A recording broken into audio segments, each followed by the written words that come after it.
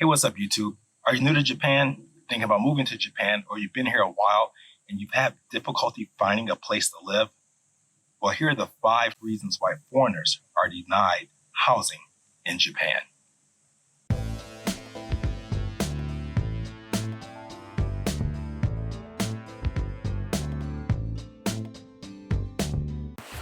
All right, so you're the perfect candidate for the apartment in every way, but for some reason you just don't get it. The number one reason is due to discrimination.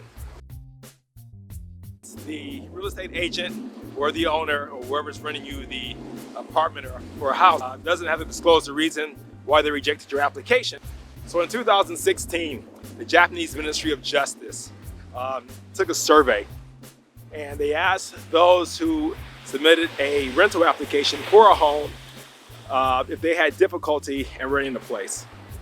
So 52% said they had never been denied housing based on their nationality. However, about 39% reported that their application was rejected based on the fact that they were foreigners. Now, in a separate question, 27% of the respondents stated that they had at some point given up on their apartment search. They had seen signs saying no foreigners allowed. So the number 2 reason why your application was rejected is your salary is not high enough. Here in Japan, a general rule is that no more than 33% of your salary should go towards your housing cost. Some agencies use a calculation of 36. And what that means is, whatever your rent is, they will multiply that by 36, and that should at least be the income earned within a year. Number 3 on the list is your income or your job isn't considered stable. So if you're between careers or you just don't have a stable job, that can pose some difficulty. And one of the reasons landlords or property managers take a look at this is because it's very hard to evict people here in Japan if you've made payments on time, say for a full year. So tenants enjoy very strong rights under Japanese law. So Japanese landlords basically want to avoid a situation where they have to evict you. So here are the some of the categories that the rental agencies or your landlord will take a look at whether or not you're a contract employee as opposed to a regular employee called seishain here in Japan. If you're working from a temp agency, so maybe you arrived in Japan, you haven't found full-time employment, you sign up with a temp agency and you've been bouncing from company to company, doing work. Also, if you're self-employed, so if you're self-employed and you haven't been in business that long, that can raise red flags.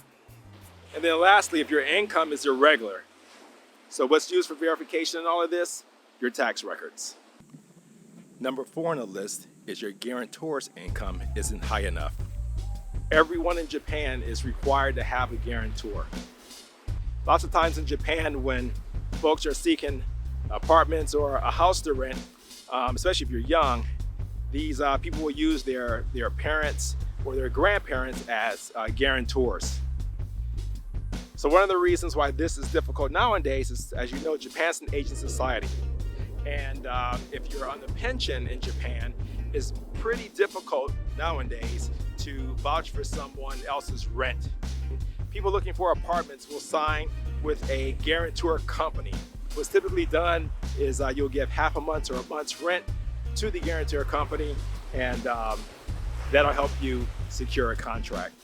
And 5th on the list is you made a bad impression with the property manager, the real estate agent, or the owner. So whether you show up to your appointment late, you're not dressed properly, not well groomed, you wear your shoes inside the dwelling, this can all have negative impact and cause you to have your application rejected. So remember common courtesies when viewing a home, dress to impress, and going to secure that apartment. Also, a word of advice. January to March is busy season here in Japan as far as looking for apartments.